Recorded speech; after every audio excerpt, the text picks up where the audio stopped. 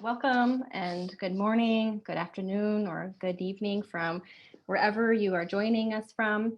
I'm Meredith Lehman, the head of education at the Mildred Lane Kemper Art Museum at Washington University in St. Louis.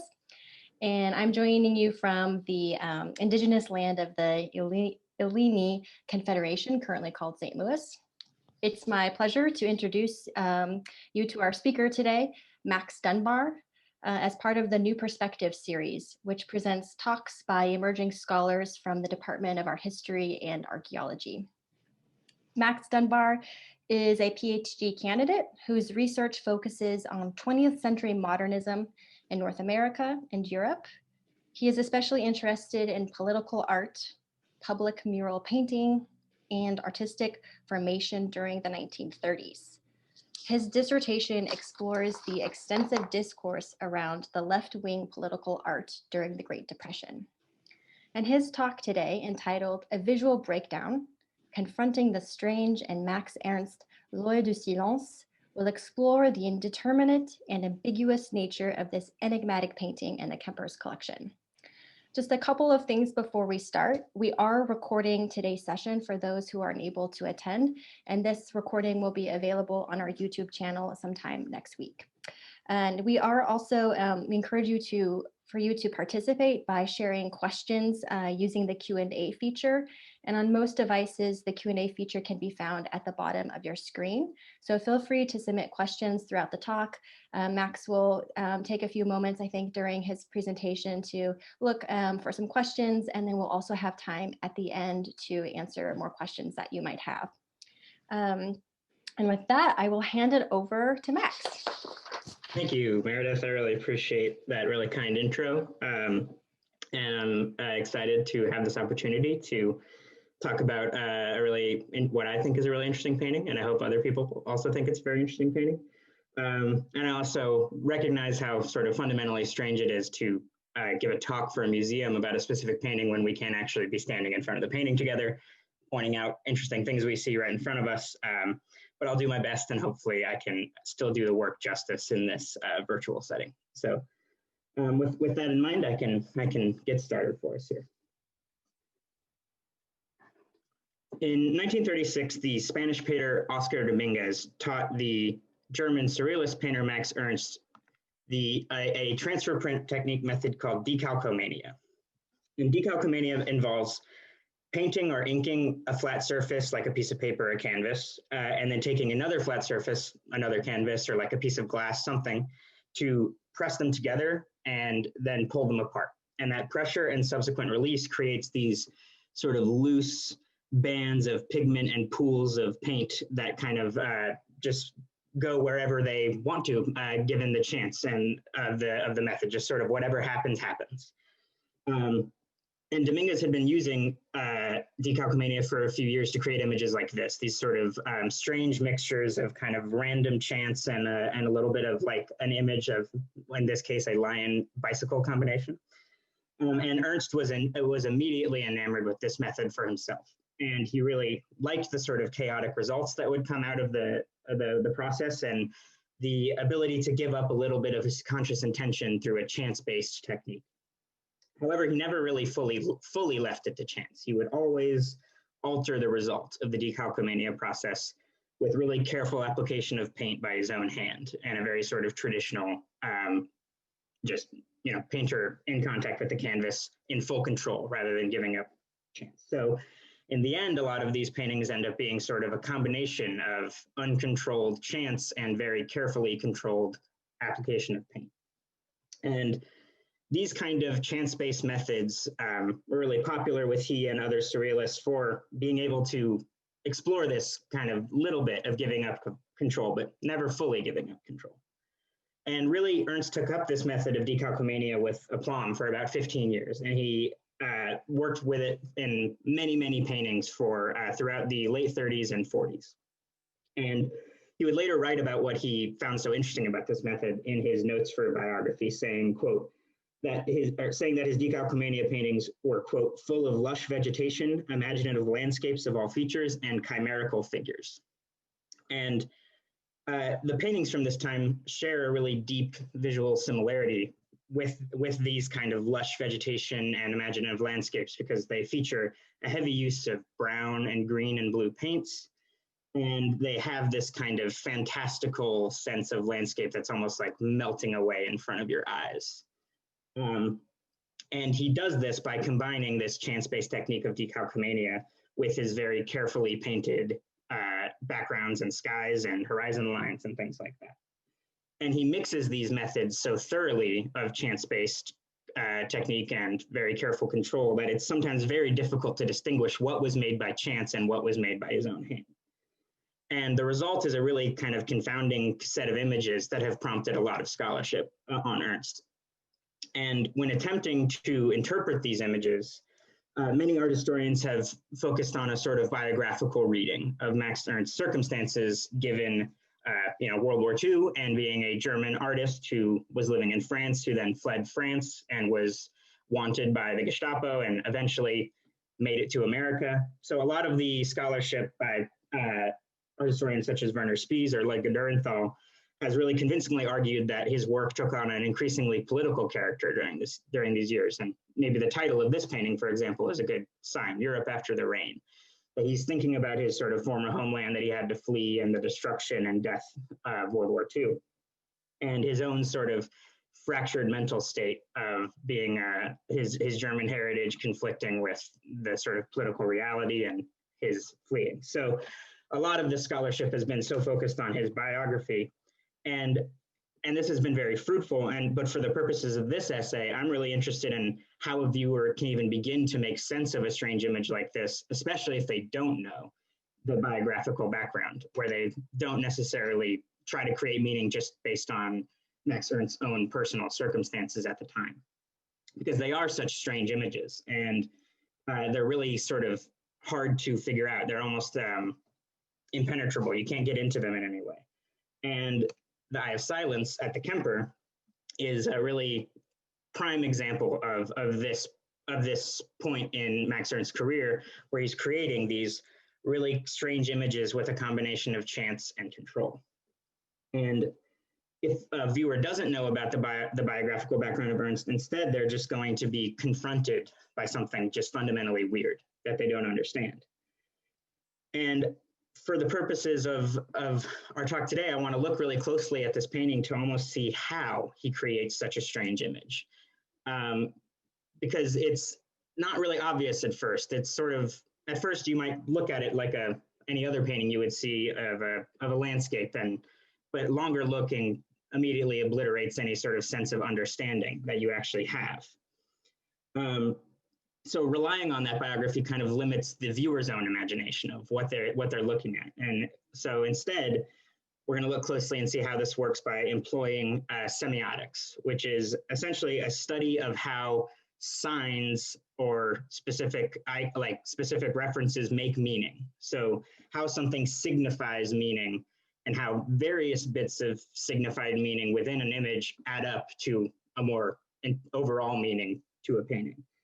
And this is this idea of semiotics, a lot of it comes out of the work of the American philosopher Charles Sanders Peirce. And he was thinking of artworks or language in written form as essentially a sort of system of signs that communicate meaning to the viewer.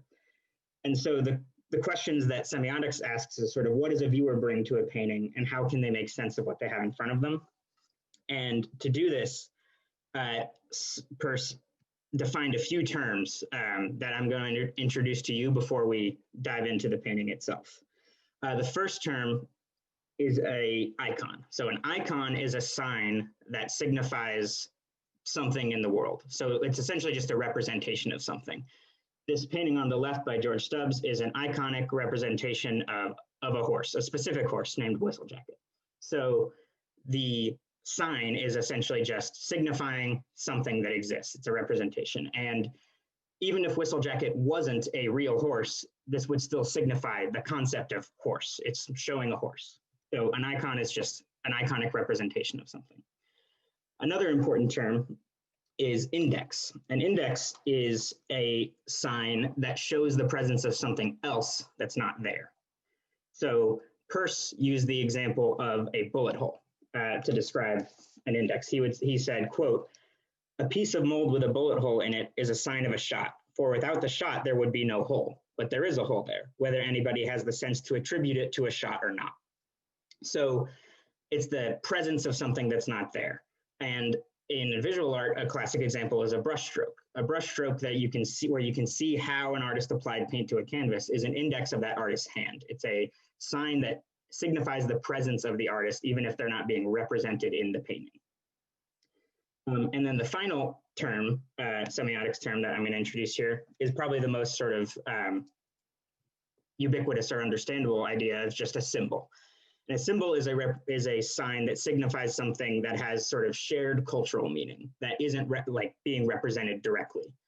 A classic example is sort of reading Renaissance paintings iconographically, and for example, the dog here.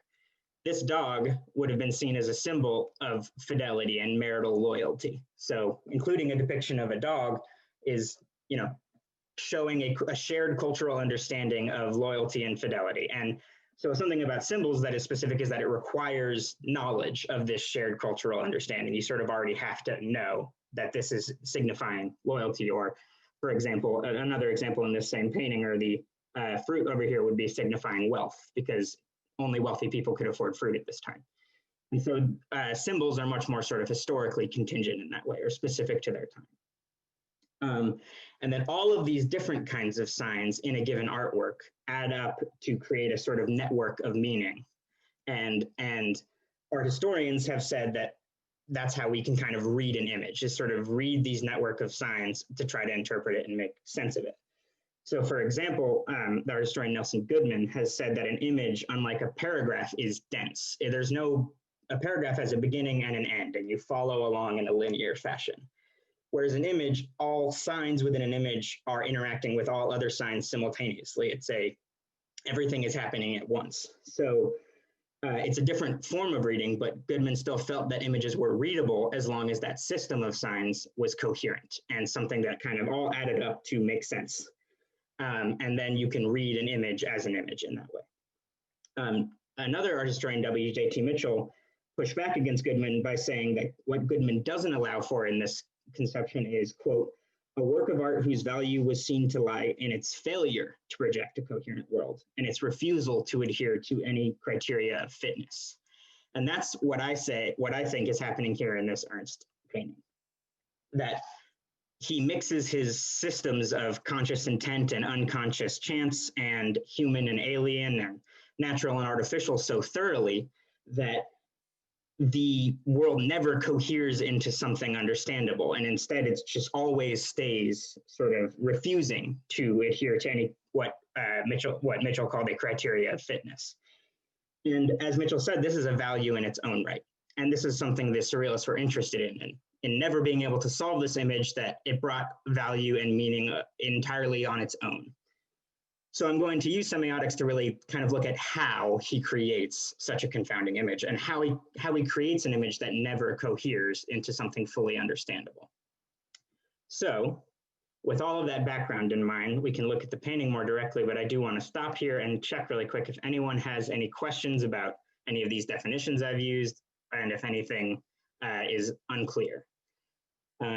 So I'm going to look at the Q&A quick here, but it doesn't look like any questions have been asked so far.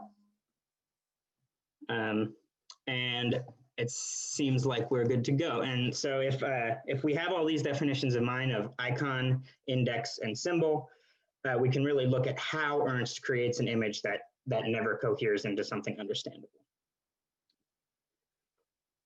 So here we go. Here's the painting at hand. And this is obviously very complex work, but at first glance, it sort of appears to signify some sense of understandable landscape. There is a iconic representation of a sky, which can be easily readable as a sort of normal sky in a normal 3D, in a normal perspectival painting.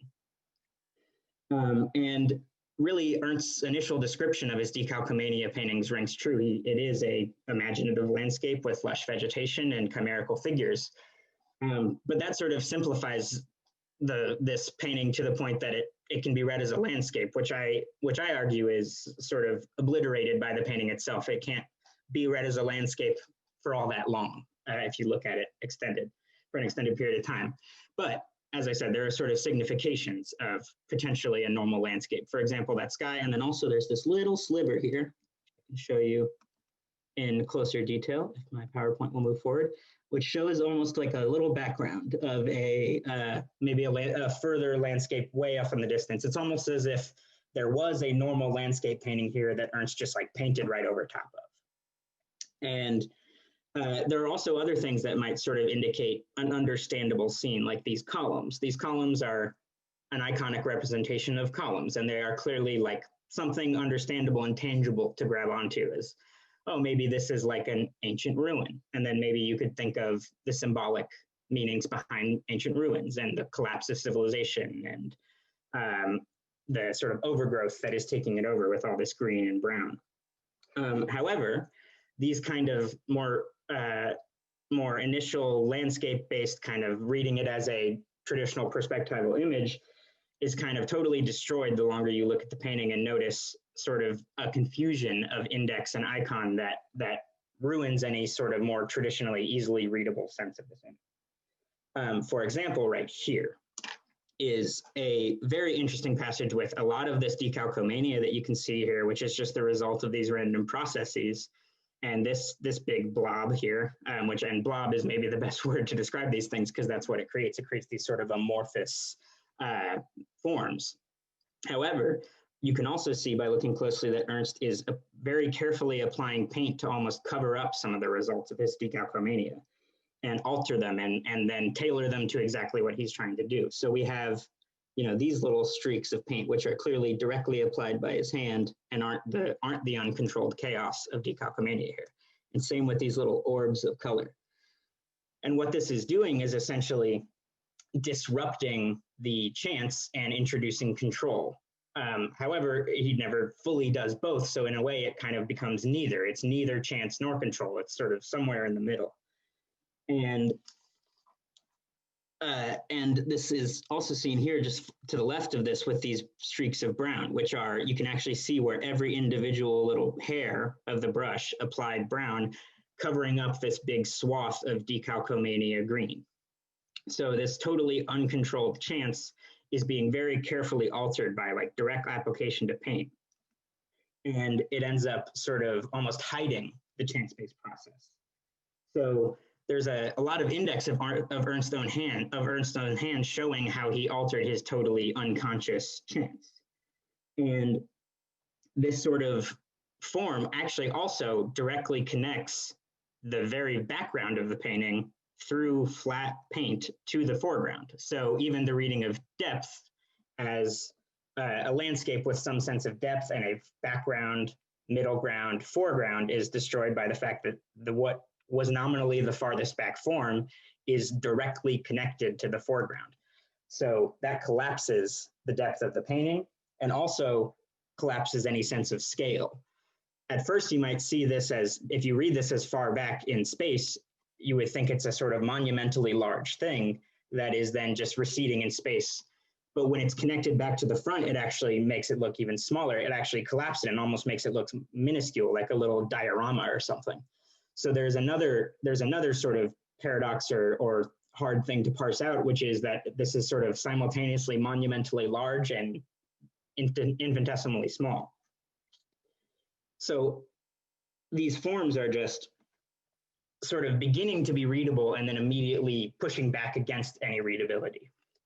And this middle form itself that I pointed out that is nominally the farthest back is another sort of confusion of index, iconic representation, and potential symbolic meanings in a totally sort of amorphous blob here. And for example, like a lot of what might be described as Ernst said, the lush vegetation is the result of decalcomania. It's this sort of uncontrolled randomness of paint. But he then clearly alters it and cuts it off at a certain point to these very, very directly and intentionally applied bits of paint, like what might be a horn right here, which we can then see maybe a bull's face here and an eye, and then other little eye forms and swirls that he clearly intentionally applied with his own hands. And so maybe that's another bit where you're like, oh, maybe this is something I can finally grab onto to make meaning out of.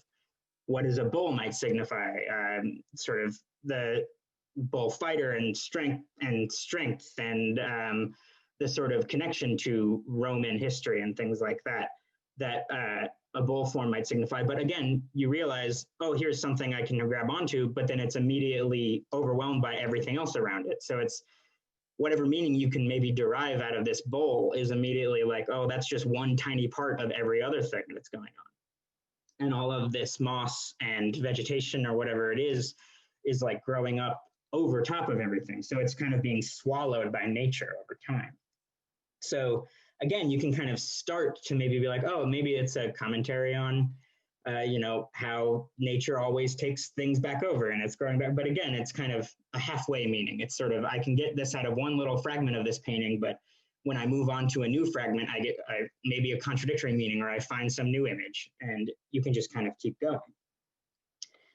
And this same is true on this form on the right, which is maybe one of the most interesting bits of combination of Decalcomania and chant and very careful control by Ernst, because the very top of this form has a lot of sort of loose, rough vegetation looking forms, but then it's very controlled with these very smoothly painted like rods and orbs. And at this point, I encourage anyone, if you want, to just kind of write in the chat or the Q&A some observations you have, like what you see here, because it's just the same at this point of kind of anyone can see anything in these kind of indeterminate images. They're sort of all, by sitting halfway in between two different things, you can kind of read whatever you want into them. And this actually touches on a psychological concept known as pareidolia. I'm not 100% sure I'm pronouncing that right, but it's the idea that it's actually a evolutionary necessity to try to recognize faces and shapes within ambiguous and indeterminate forms. Partially probably as a way to like recognize if you have a predator or something being watching you, but there's a sort of psychological need to kind of find recognizable shapes and faces in things that don't fully make sense or coherent to anything. So this is what allows humans to recognize things in ambiguous forms. And this painting is essentially like a breeding ground for this concept. It's just an infinite number of things where you can say, oh, here's an image I see, or here's another little detail that I noticed. And something like this form is a good example because it almost appears to be like a profile of a man's face. Ooh, and Tola is submitting some nice observations of birds' nests and tortoise shells and other sort of specific things you can pick out of this, because it's almost like an endless thing that you can pick out of it. And this man's profile is what I see here. You can see almost a nose here and a chin and a hat, and maybe an eye here and an ear here. So you can sort of pick out these shapes and maybe then start to attach some meaning to them. My thought when I first saw this painting, or when I looked at it for a long time, is that this almost looks like a little, like almost like a conquistador's helmet or some kind of profile, like almost Renaissance profile of like a soldier. And this kind of, that can obviously bring up, shared cultural meanings of empire and conquest and, connecting to his biography again. But again, this is just one fragment. So it's, you can do this and start spinning into meaning, but it's just a fragment. And we're getting a lot of really great observations here from Laura Quigg and Kathy Cameron that a combination of many deaths sunken into the sea and decomposing together. That's very interesting. So it's a sort of combination of man-made structures and overgrowth and skeletons and hand figures and this kind of geological like domination of nature over some kind of man-made thing, but maybe man-made is not the right word. It's almost alien. This isn't something any sort of human could fundamentally recognize as a space they could enter into. And this is especially true of, sorry, move on, there we go, of the little humanoid figure in the bottom right. This humanoid figure is such a strange aspect of this painting because it almost could be another sign where you're like, oh, this is something I can make sense of. This is a human. I'm a human. I can kind of make sense of this and try to assign some meaning to this.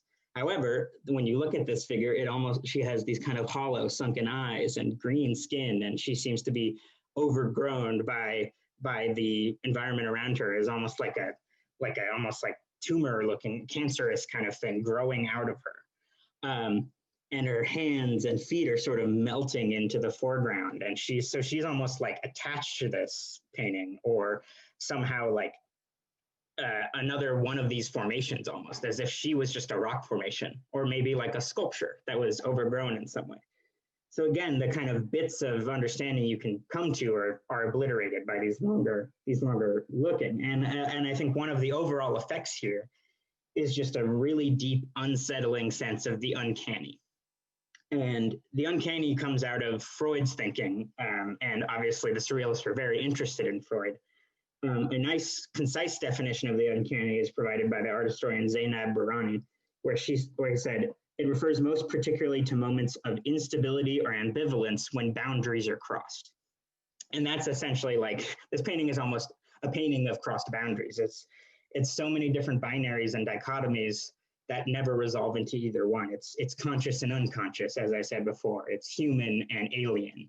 It's natural and artificial all at once.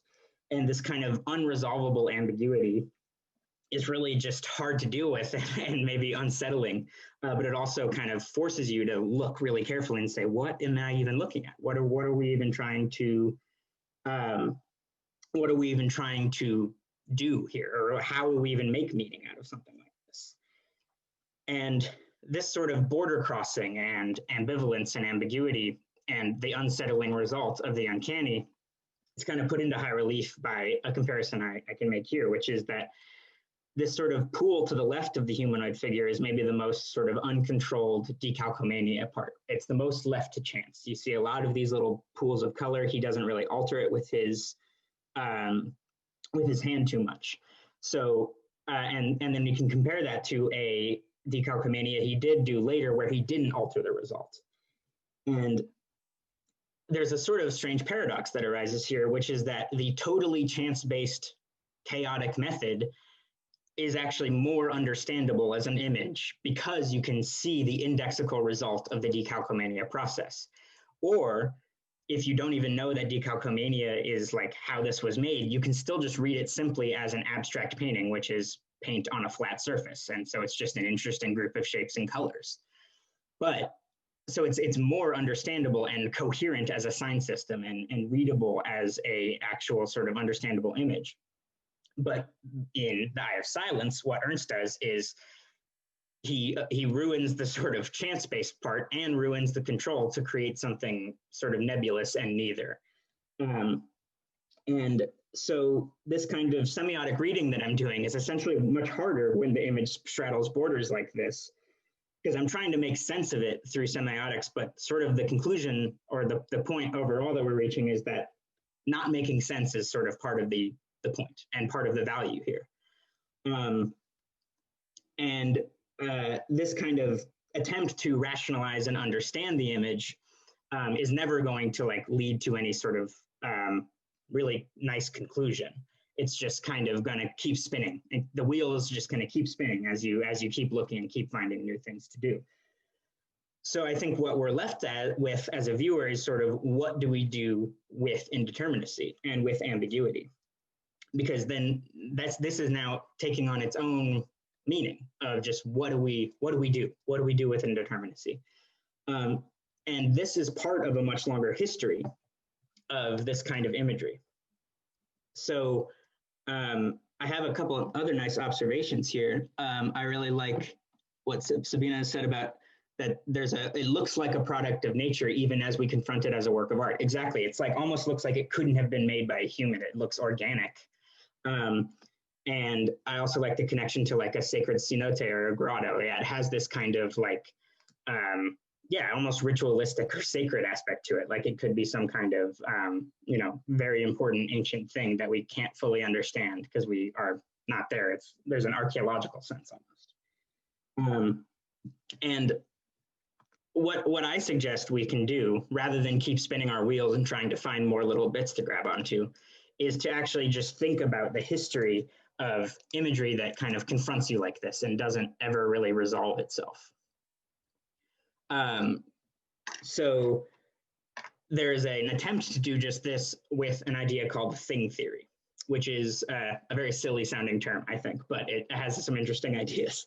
And what thing theory is about is essentially that things are, the word thing is a placeholder when you can't, fully articulate what you're trying to say. And it's just sort of like, oh, give me that thing over there.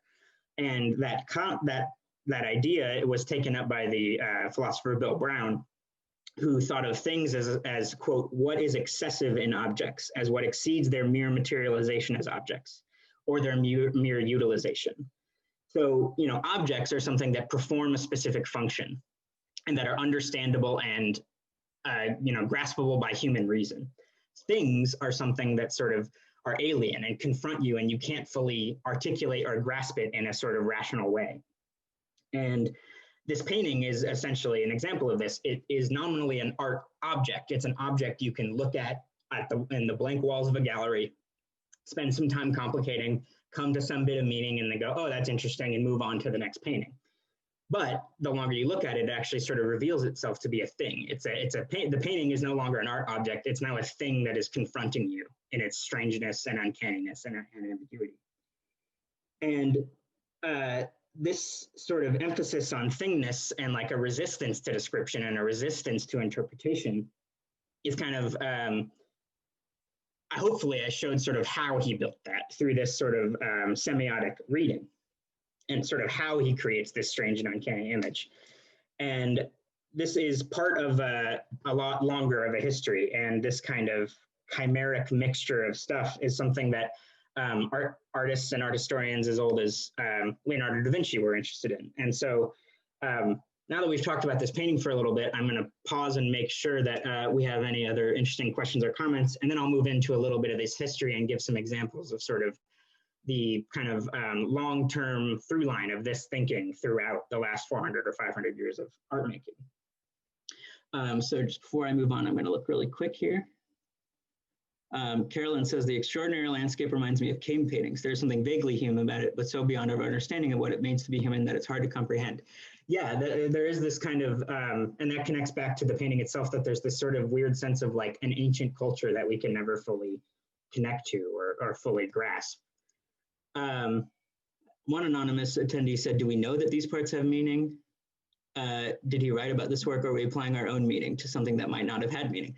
Well, that's actually exactly what we're doing, is we are applying our own meaning, because it's not sort of, the point of a semiotic reading like this to a certain extent is to say, it doesn't matter too much what the artist was intending. What do we actually see in front of us? What is the artist what does the viewer do when confronted with this painting? And we also have another question of, is there any connection through history to say, Bosch, well, how about this next image? Let's see. So yes, this is exactly what I want to make a connection to, as well as some other things.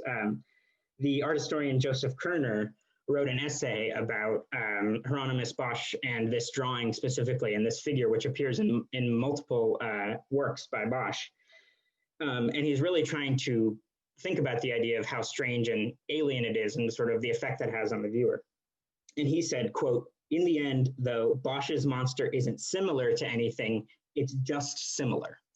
And I think this is about as concise of a description of the uncanny as there can be. That there's almost an unsettling familiarity and unfamiliarity. It's a familiar unfamiliarity. And Ernst and other surrealists really actually thought that that was an incredibly rich thing for a viewer, is that familiar unfamiliarity, because it would actually activate the viewer's imagination and force them to think through why they were thinking what they did, and really think carefully while they were looking and be an engaged viewer, rather than a passive viewer who's sort of looking at an understandable image that they make sense of quickly and then move on. It brings clarity through the confusion and through the ambiguity in that way. And as I said, there's a long history of this. Da Vinci has this quote here, where in his treatise on painting, where he was talking about a sort of method he would use to stimulate his imagination. And he says, quote, I shall not fail to include among these precepts a new discovery, an aid to reflection, which, although it seems a small thing and almost laughable, nevertheless is very useful in stimulating the mind to various discoveries. This is, look at walls splashed with a number of stains or stones of various mixed colors. If you have to invent some scene, you can see their resemblances to a number of landscapes. And I think this is such a fascinating quote, especially that he calls it an aid to reflection. He's actually using ambiguity and indeterminacy of something like a random stain he sees on the wall or a loose collection of stones to essentially just make his own image and activate his imagination and really make him sort of think through things in a different way and connect it to things he's already made or actual things he's seen in the world. And he later reflected that this process helped him make some of his own paintings, although he doesn't ever mention what specific paintings he's talking about. So it's hard to say like what he actually was prompted specifically by this, but he said directly that he used it to stimulate his imagination. And this is an example of Da Vinci essentially talking about pareidolia. He's saying he wants to see images in images and like make sense of a coherent image out of something that isn't coherent. And this was kind of taken to the extreme at this time with someone like Giuseppe Arcimboldo, who is creating these kind of monsters out of combinations of things that are, and these images are reversible, so they can both be read as a basket of fruit, but you can also see this face in it. And this kind of active imagination is activated by like wanting to find images in these random groups. And in the Enlightenment, this idea of irrationality and ambiguity was far more of a problem. Certainly, they wanted, it's a bit reductive, but a lot of the Enlightenment thinking is so about rationalizing and controlling and being in full understanding of what you're doing. And so the ambiguity and indeterminacy and unconscious chance of surrealism or anything like that would be anathema. And for example, Roger de Plees, an Enlightenment era painter and engraver and writer, he essentially wrote a whole treatise about how indeterminacy is really bad for an artist because it allows the viewer to project whatever they want. The viewer can do whatever they want, and then you're no longer in control of your work. And it's not about what you want, it's about what the viewer wants. And the result of this was actually that there was less of this ambiguity and indeterminacy in painting, but in the slightly lower art of etching or engraving or any kind of graphic-based art, there was a little bit of experimentation and fun at this. And art historian E.H. Gombrich points out that figures such as Hogarth and Piranesi were interested in these kind of confusing and vague images and played with the rules of perspectival space to do this. So they're essentially taking established art traditions and then disrupting them slightly to kind of knock you off your feet, unsettle you as you read these, as you look at these images. And this would have been especially powerful in this Enlightenment era of intense rationality to sort of have these images which are totally irrational and hard to understand. This continued on into the 19th century with figures such as Victor Hugo, the writer. He, if people didn't know, also made quite a bit of visual art. And he would experiment with chance and accident in his art making. And he would refer to these as his strange mixtures. And he would do things like dilute ink with turpentine and fold paper and make it kind of spread randomly, things like that. So, and the same thing with another 19th century figure, the poet Justinus Kerner, would also he would fold the paper up with ink in it and open it back up, almost like a Decalcomania thing, but a folding rather than a pressing from above. So these kind of thinking was again, they talked about how this was sort of a way to liberate their imagination or sort of activate their thinking. And this was all sort of prehistory to the surrealists who really took up this idea with aplomb for a long time. And Ernst was certainly someone who I would have thought of himself as having a liberated imagination, and I would say I agree. And he would later say that his most noble conquest of his art making was, quote, the irrational, the magisterial eruption of the irrational in all domains of art, of poetry, of science, in the private life of individuals. So he really is thinking of these kind of images and these paradoxes as kind of activating your imagination in all ways, in all sources. And he and other surrealists like Dali, who he was close friends with, really thought that this would create a active and engaged person and not just a viewer of art. And so, for example, Ernst quoted Dali here later in his book Beyond Painting. And this quote is a really, great summary of sort of some of this thinking about the kind of infinite possibilities and active imagination sparked by ambiguity. So Dali says, quote, "A double image is attained in virtue of the violence of the paranoid thought, which has cunningly and skillfully used the requisite quantity of pretexts, coincidences, etc., and so taken advantage of them as to exhibit the second image, which then replaces the dominant idea. The double image may be extended, continuing the paranoid advance, then the presence of another idea is enough to make a third image appear, and so on, until there is a number of images limited only by the mind's degree of paranoid capacity." And I think this image is kind of a summary of almost the process we went through looking at this painting, that we kind of found a new image and then spun to a new idea, and then that spun to a new idea, and that connected us to this next thing. And this Dali painting here is another example of Dali's kind of version of doing this. He didn't do this through introducing chance, but he would sort of place these strange, ambiguous, doubled images in sort of somewhat naturalistic, realistic landscapes, which create this uncanny emptiness and this sense of kind of monumental scale or infinitesimally small. And again, this kind of confusion of natural and human and conscious and unconscious. And in this painting directly, we see like an image doubling. We see an image sort of becoming a new image and then reflecting on itself and going on and on. So this is exactly essentially what we went through and what Ernst is so interested in, that this would actually create a really active viewing experience, which would then activate you in all aspects of your life. So the Eye of Silence here, there we go. The Eye of Silence here is an example of Ernst's like career-long interest and conversation with things and with confrontational ambiguity. And he essentially invites the viewer to be frustrated and to feel unsettled and to spin their wheels at this painting so that they feel active and engaged.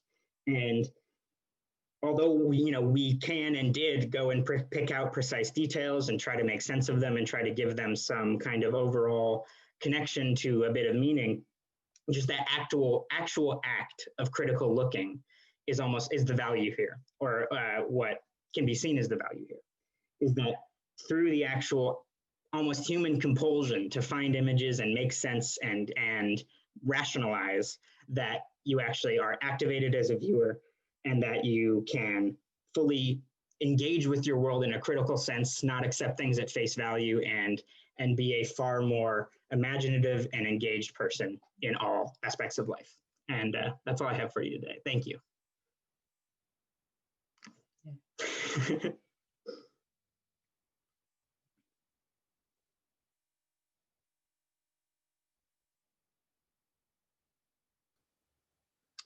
Okay. Thank you, Max, for that wonderfully insightful reading of Max Ernst's work. We do have some time for questions. If you would like to submit any using the Q&A feature, I know we have a couple of comments in there from some of our participants based on your talk, Max.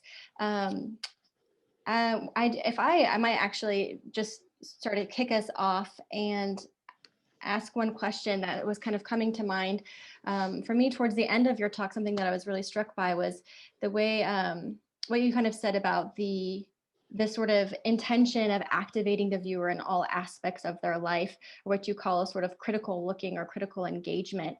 And I'm wondering if you could share a little bit more about the political implications of this, and how are other artists, maybe even outside of the visual arts, sort of engaging with these ideas at the time? Yeah, that's a great question, because I think one of the sort of differences for the surrealists compared to some of these other historical examples that I'm talking about is that these other historical examples are really focused on like art making and a very sort of more kind of prescribed view of like activating your imagination so you create better art. So it's a very sort of instrumentalized idea of like just becoming a better artist and really engaging with that more. So the surrealists, I think, have a more directly political idea, as you said, of sort of being engaged and critical in all aspects of life, sort of being activated by this kind of looking. And this connects directly to, actually, I saw another comment just pop up here where from, this is Angela and Sabina's link, why this particular historical moment for the rupture and semiosis is actually a really important point, that just and we can connect maybe a little bit back to biography and history, is that in the 20s and 30s into the 40s,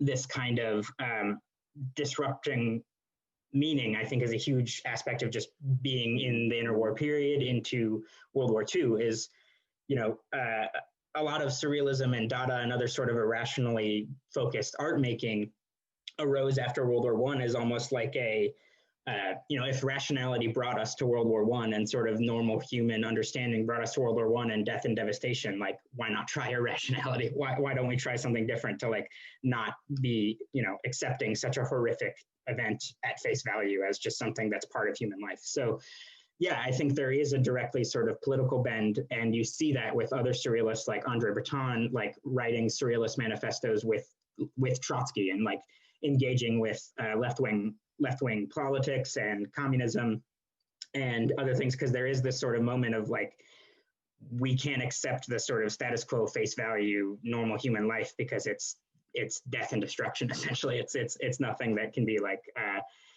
really salvaged in any way. So yeah, that's I think there is a much more directly sort of large scale implication for this kind of thinking in a political sense rather than just an artistic sense. Great, thank you. We do have another question that came in from Carolyn Fossacker. Apologies if I'm not pronouncing your name correctly, Carolyn, who asks, do you think it's a useful exercise to find political meaning from this painting when the subject is so amorphous and meant to be interpreted in so many ways? I actually think that's exactly, that's a really interesting thing, because it's almost part of the point, is that it can be any meaning. It can be whatever the viewer brings to it, but the idea is that this can have political implications outside of it, and you can read your direct political meanings of thinking about World War II and fascism and violence and war. But the point being is that like the viewer is activated in a very critical and direct way. So even if they're not thinking necessarily politically, they're still like thinking actively. They're engaged in a way that they can make whatever meaning they want. It's, as Dali said, it's like a sort of infinite number of images you can put in here. The sort of more political bend to this is hopefully that you then take that kind of thinking and that activated, critical, engaged imagination, and you apply it to all aspects of life.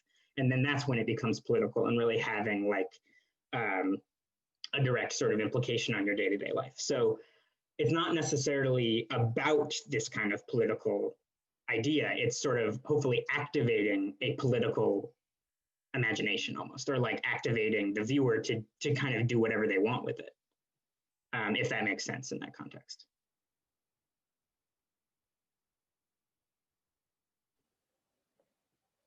Oh, and we also have Rachel Hobbs has shared one of their comments, a response to one of your last comments, Max, about being reminded of the work of David Hockney, saying that most people don't really see the world.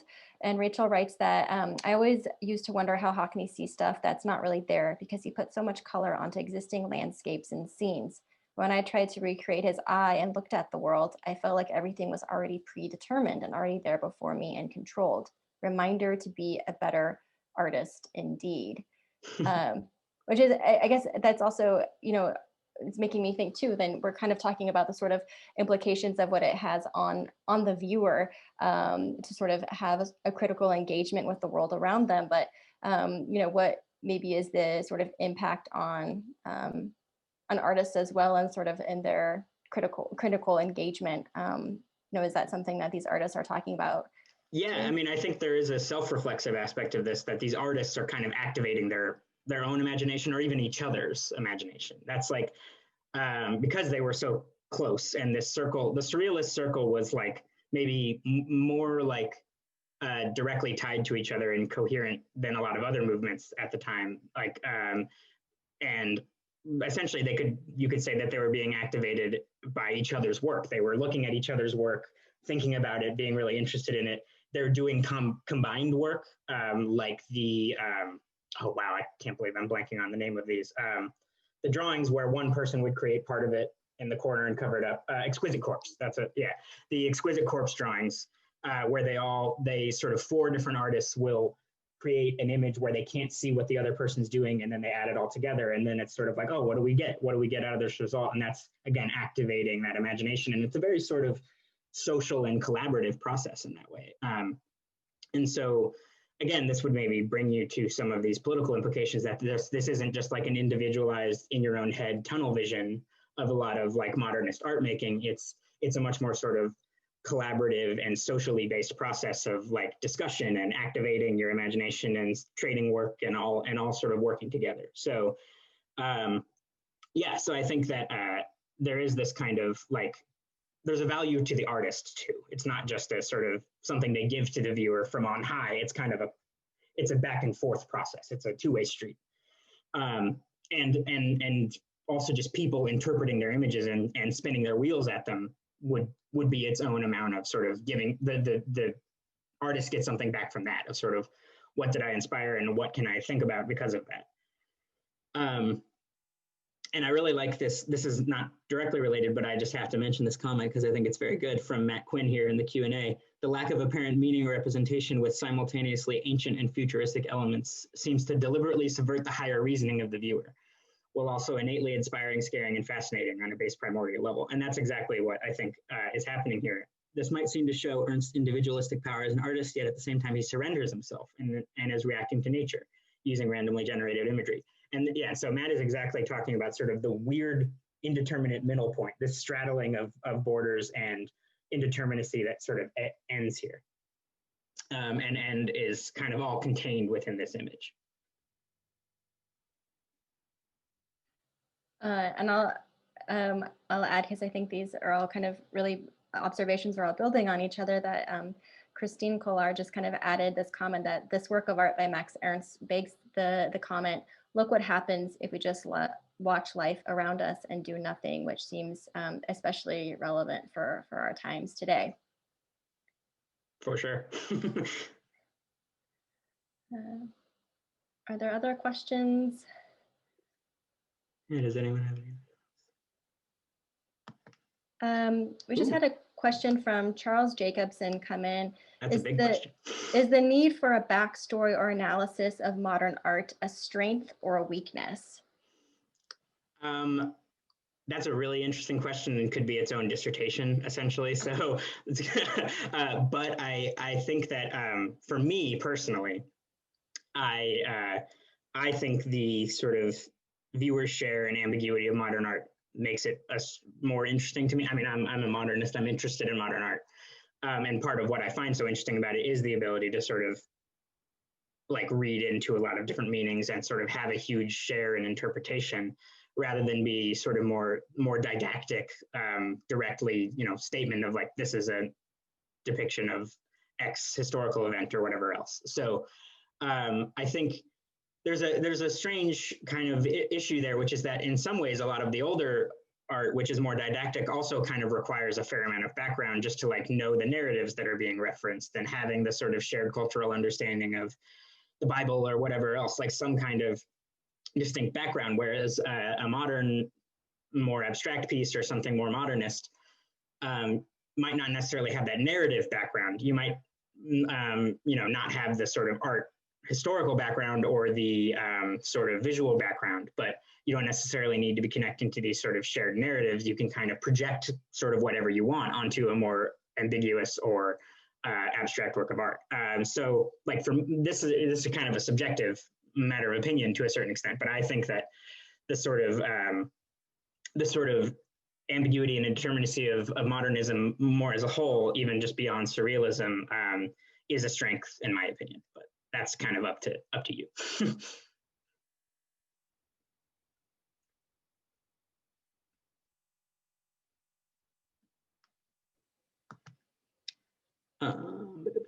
Okay, well, there are no other questions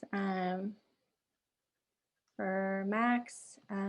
We thank you for joining us today and spending some of your Saturday afternoon with us. And just happy to do it. It was a lot of fun. Yeah, it was a wonderful opportunity to look at a work of art in a different context, which I think is something that we're kind of ending with and thinking about the different contexts, right? In the work of art, the context in which it's made, but also our own sort of individual context that we bring to engaging with works of art. So I wish everyone a good rest of their weekend and to take care, especially with the week ahead, enjoy yourself. Yeah, and thank you everyone for all your great comments and questions, and I really appreciate you taking the time to listen to me drone on for an hour. Okay, well, have a good afternoon, everyone. Bye. Bye-bye.